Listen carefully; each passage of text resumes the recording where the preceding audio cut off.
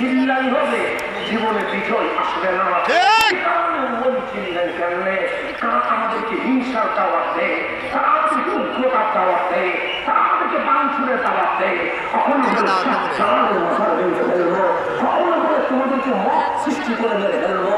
আমরা তোমরা কলা টাকার দাওয়াত দাও, না দাওয়াত দাও, গাড়ি বাঞ্ছুরের দাওয়াত দাও, আমরাও দাওয়াত দিচ্ছি।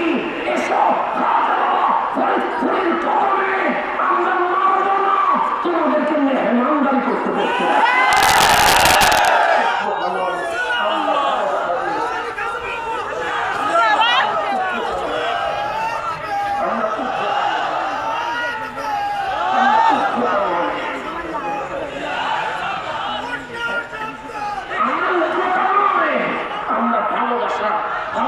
পরিচয় দিব, সেজন্য আমাদের এখানে পন্থায় 3 লাখ থেকে 4 লাখ মানুষের খাবারের আয়োজন হয়। আমরা দেখি না সে কোন দলের, আমরা দেখি না সে কোন ধরনের, আমরা দেখি না সে কোন মতাদর্শের, আমরা দেখি না সে কি বাংলাদেশে এসেছে না ঘৃণা করে এসেছে। আমরা বলবো বাংলাদেশে আসতে পারো, ঘৃণা করে আসতে পারো, দরজা খুলে দিয়েছি, মারবো না, আঘাত করবো না, গলা কাটবো না, আমরা ভালোবাসা দিয়ে মেহমানদারি করবো। কেন? আমাদেরকে রহমতুল্লিল আলামিন শিখিয়েছে ইসলাম নয়, বাংলাদেশে ইসলাম ইসলাম।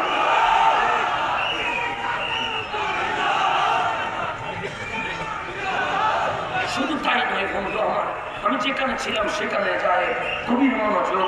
আপনারা জানেন আল্লাহ কোরআনে বলছেন, আল্লাহ কোরআনে কানা মিনাল জিন্নি ফাফাসাকা আন আমরি রাব্বিহি।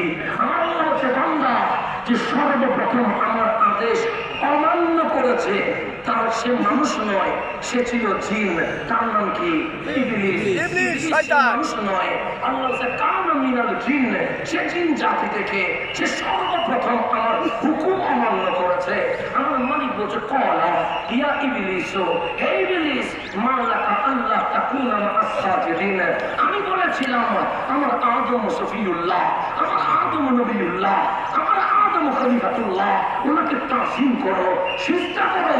কেন তুমি তাজিম করলা না? তখন ইবলিস বলছে ক্বালা লাম আকুন লিআসজুদা লিবাশারিন খালাকতাহু মিন সালসালিন মিন হামাইন মাসনুন। মাওলা, আমি ওনাকে সিজদা করতে পারবো না। কেন? তাকে শুকনো টনটনে কালচে মাটি থেকে বানিয়েছ। যাকে মাটি থেকে বানানো হয় তাকে আমি তাজিম করতে পারবো না। আজকে সোনা বাংলাদেশে যারা নবীকে মাটি বলে, এটা মুমিনের আকীদা নয়, এটা ইবলিসের আকীদা।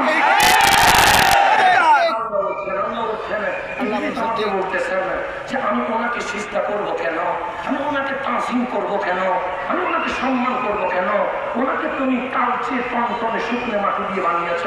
আল্লাহ বলছে আল্লাহ বলছে ইবলিস, আমি আল্লাহ সব সইতে পারি, অহংকার সইতে পারি না, বিয়াদবি সইতে পারি না। সেদিন ওলির দরবারে আদব শিখানো হয়, ওলির দরবারে কিভাবে হাঁটতে হয় সেটা শিখানো হয়, কিভাবে বসতে হয় সে শিখানো হয়, কিভাবে কথা বলতে হয় শিখাতে হয়। কেন? বিয়াদবের নাম মুসলমান নয়, আদবের নাম মুসলমান। আল্লাহ বলছে ফাখরুজ মিনহা ফাইন্নাকা রাজিম। আমি আল্লাহর সাথে বিয়াদবের কোনো সম্পর্ক নাই, শুধু আমি বয়কট করলাম, চলে যা। ইবলিস তখন 3টা জিনিস চেয়েছে, সময় আমার কম। 1 নাম্বার, মালিক আমাকে কিয়ামত পর্যন্ত হায়াত দাও, আল্লাহ বলে দিয়ে দিলাম। 2 নাম্বার, আমাকে পুরো বিশ্ব সেকেন্ডের মধ্যে আক্রমণ করার সুযোগ দাও, আল্লাহ বলে দিয়ে দিলাম। 3 নাম্বার, তোমার বান্দার রক্তের রগে মিশে তাদের যেন গুনাহ করাইতে পারি সে পাওয়া দিয়ে দাও, আল্লাহ বলে দিলাম। তখন ইবলিস বলছে মালিক, তুমি যখন আমাকে শক্তি দিয়েছ, আমি তোমার চ্যালেঞ্জ করেছি, রব্বি বিমা আগওয়াইতানি, মালিক তুমি যেহেতু আমাকে পথভ্রষ্ট করে দিয়েছ, আমাকে সিরাতুল মুস্তাকিম থেকে বের করে দিয়েছ, আমি তোমাকে চ্যালেঞ্জ করছি লাউযিয়ান্নাহুম আজমাইন, আমি সবাইকে পথভ্রষ্ট করে দেব, আমি সবাইকে গুনাহ করাবো, আমি সবাইকে বেঈমান বানাবো, আমি সবাইকে জাহান্নামে নিয়ে যাব। তিনি শয়তান বলছে ইল্লা ইবাদাকা মিনহুমুল মুখলাসিন, মাওলা আমি সবাইকে প্রশ্ন করতে পারবো, কিন্তু যারা তোমার প্রিয় বান্দা আল্লাহ ওয়ালি তাদেরকে আমি কখনো ডিস্টার্ব করতে পারবো না। শয়তানের কথা আসলে কবির মনোযোগ। শয়তান কোথায় থাকে? সিনেমায় না, না নাটকে না, না সেনায় না, না নাটকে না, না। আপনি বলুন শয়তান তো খারাপ জায়গায় থাকবে। আমরা জিজ্ঞেস করছে শয়তান তুই কোথায় থাকিস? শয়তান বলে সিনেমায় নয়, নাটকে নয়, সেনায় নয়, নাটকে নয়। কেন? যারা শয়তান হয়ে আছে ওখানে আমার যাওয়ার দরকার নাই। আমরা তুই কোথায় থাকবি? শয়তান বলছে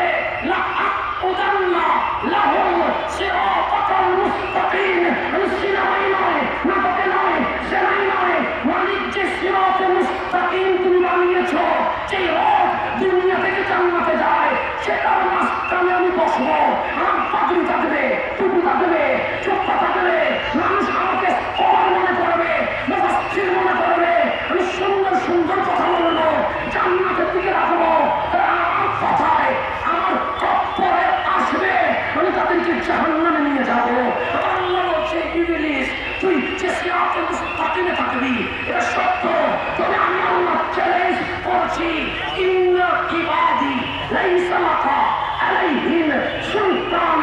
যারা আমার প্রিয় বান্দা আল্লাহর ওয়ালি আছে তাদের উপর তোর কোনো ক্ষমতা চলবে না।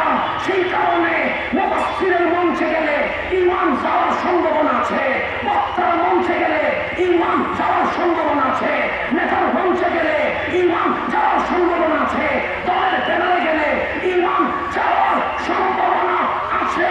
কেন? বক্তার কাছে শয়তান আসতে পারে, লেকচারের কাছে শয়তান আসতে পারে, প্রফেসরের কাছে শয়তান আসতে পারে, কিন্তু শয়তানকে আল্লাহ বলছে তুই ওয়ালির কাছে যেতে পারবি না।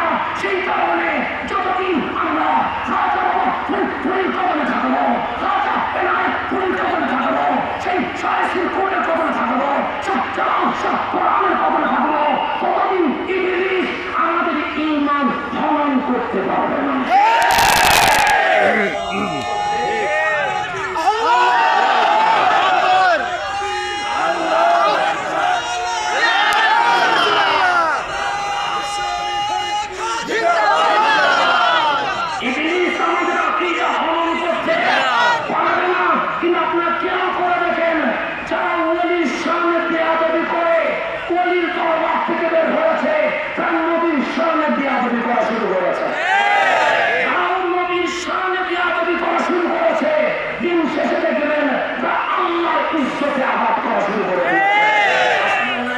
সেজন্য ওলির দরবার ঈমান বাঁচানোর কারখানা।